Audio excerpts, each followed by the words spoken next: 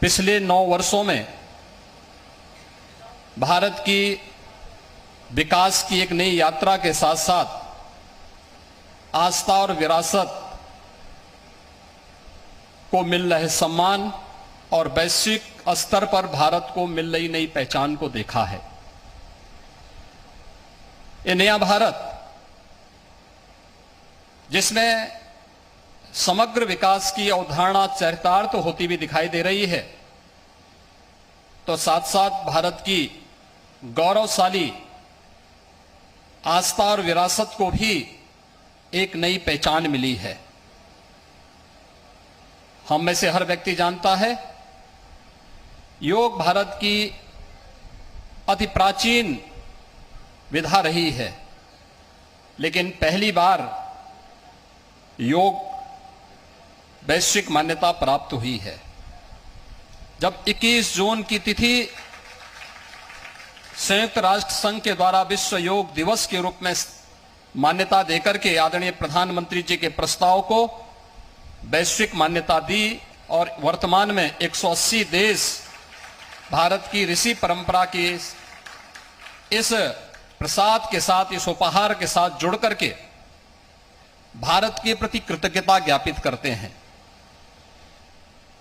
कुंभ को विश्व की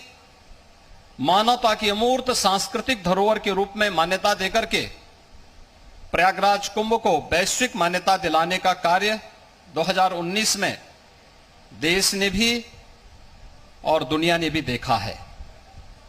और भारत की गौरवशाली आस्था के प्रति सम्मान और उनकी पुनर्स्थापना का कार्य किस रूप में होना है, यह आपने बाबा विश्वनाथ के धाम को देखा होगा। काशी में बाबा विश्वनाथ का धाम हो या केदारनाथ में नई केदारपुरी, बद्रिकाश्रम में पवित्र बद्रीनाथ धाम हो या महाकाल में महालोक की पुनर्स्थापना का कार्यक्रम और 500 वर्षों के इंतजार को समाप्त करते हुए अयोध्या में श्री राम जन्मभूमि पर भगवान श्री राम के भव्य मंदिर के निर्माण का कार्य, ये सभी एक एक करके आज होते हुए दिखाई दे रहे हैं। गरीब कल्याण की योजनाएं जितना भारत के अंदर चल रही हैं, हुई हैं विगत 9 वर्ष में, आजादी के बाद कभी भी भारत के अंदर तो नहीं हुई, लेकिन दुनिया का कोई देश आज भी उस मात्रा में, उस पैमाने पर उन गरीब कल्याणकारी योजनाओं को आगे नहीं बढ़ा पाया है।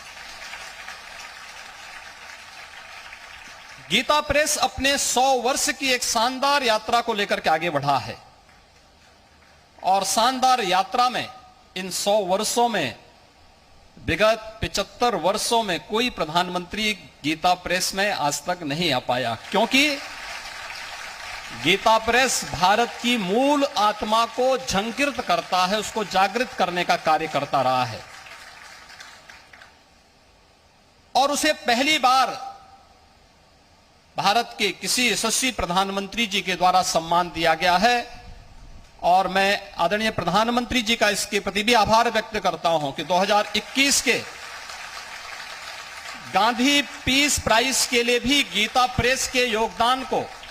सम्मानित करने का कार्य आपकी अध्यक्षता में गठित जूरी ने किया।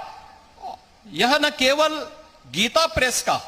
बल्कि भारत की उस हर धरोहर का सम्मान है जो हमारी पहचान है और जो भारत को एक नई पहचान के साथ आगे बढ़ाने का कार्य करता है।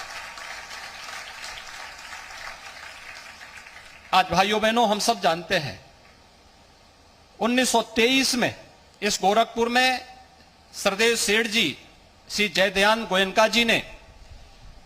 एक किराए के भवन में अपने कुछ सहयोगियों के साथ एक प्रेस की स्थापना की थी। उस छापाखाने को भी अभी आदरणीय प्रधानमंत्री जी ने अवलोकन किया और गीता प्रेस इन 100 वर्षों में अनेक उतार चढ़ाव को देखते हुए आज लगभग 100 करोड़ प्रकाशन करने की ओर अग्रसर है। भारत की विशुद्ध सनातन धर्म से जुड़ी हुई भारत की प्रत्येक भाषा का प्रकाशन आज भारत के लगभग हर घर में मौजूद है। यह हर भारतीय को गौरवान्वित करता है उसके अपने मूल के साथ जोड़ने का कार्य करता है। एक और आस्था का सम्मान और दूसरी तरफ विकास की नई यात्रा को ध्यान में रख करके देश के अंदर जो कुछ भी देखने को मिला है, ये तो गोरखपुर का वासी हर व्यक्ति जान रहा है। 30 वर्षों से बंद गोरखपुर का खाद कारखाना आज अपनी 110% क्षमता से कार्य कर रहा है। गोरखपुर में एम्स कोई सब कल्पना भी नहीं करता था, लेकिन वह भी आज साकार हुआ है और भव्य रूप से गोरखपुर का एम्स पूर्वी उत्तर प्रदेश, पश्चिम उत्तर बिहार और नेपाल के एक बड़े भूभाग को बेहतर स्वास्थ्य की सुविधा उपलब्ध करा रहा है। गोरखपुर में और पूर्वी उत्तर प्रदेश में इंसेफ्लाइटिस जैसी बीमारियों के समाधान के लिए आईसीएमआर के एक रिसर्च सेंटर की स्थापना का कार्य इसी गोरखपुर में हुआ है। और यही गोरखपुर है रामगढ़ ताल, जो गोरखपुर की आपराधिक गतिविधियों का अड्डा था, आज शानदार सरोवर के रूप में अपनी एक नई पहचान बना रहा है। एक नई कनेक्टिविटी के साथ उड़ान योजना के अंतर्गत 2017 के पहले गोरखपुर में केवल एक फ्लाइट थी, आज 14 फ्लाइट गोरखपुर से चल रही हैं। और नए भारत की नई ट्रेन वंदे भारत के रूप में भी आज गोरखपुर से लखनऊ के लिए और जोधपुर से अहमदाबाद के लिए आदरणीय प्रधानमंत्री जी के कर कमलों से कुछ ही देर में प्रारंभ होने वाला है। भाइयों बहनों, ये अद्भुत संगम और सचमुच ऐसे महानायक का इस अवसर पर स्वागत और अभिनंदन हर भारतवासी का सिर गौरव के साथ आगे बढ़ता है जब वैश्विक मंच पर भारत को मिलती हुई प्रतिष्ठा हम देखते हैं। पापुआ न्यू गिनी हो, फिजी हो, ऑस्ट्रेलिया हो या जापान हो या दुनिया के दादा के रूप में माने जाने वाले अमेरिका के अंदर प्रधानमंत्री जी की लोकप्रियता या दुनिया के किसी भी अन्य उस मंच पर या भारत के 140 करोड़ लोगों के सिर को गौरव के साथ आगे बढ़ाता है और हर भारतीय को आगे बढ़ने के लिए एक नई प्रेरणा भी प्रदान करता है। और इसीलिए तो श्रीमद् भगवत गीता में भगवान ने इस बात को कहा कि ददाचरित श्रेष्ठस तत्देवे तरो जना स यत् प्रमाणम कुरुते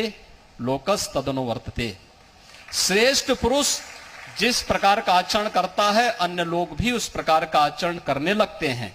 और जिस प्रकार का प्रमाण प्रस्तुत करता है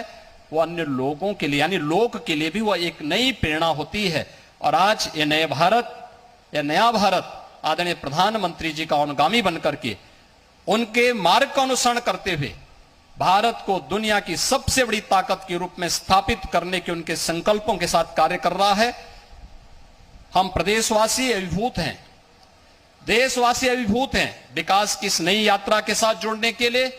भारत की धरोहर को मिल रही मान्यता को लेकर के, भारत की आस्था को मिल रहे सम्मान को लेकर के मैं इस अवसर पर एक बार फिर से प्रदेशवासियों की ओर से, गोरखपुर वासियों की ओर से, पूर्वी उत्तर प्रदेश को जो आपने एक नई पहचान दिलाई है, उन सब की ओर से आपका एक बार फिर से हृदय से आभार व्यक्त करते हुए स्वागत करता हूं, अभिनंदन करता हूं। इस अवसर पर प्रदेश की माननीय राज्यपाल आदरणीय श्रीमती आनंदीबेन पटेल जी का भी मैं हृदय से अभिनंदन करता हूं, जिनका मार्गदर्शन प्रदेश के विकास के लिए हम सबको सदैव एक नई प्रेरणा प्रदान करती है। गीता प्रेस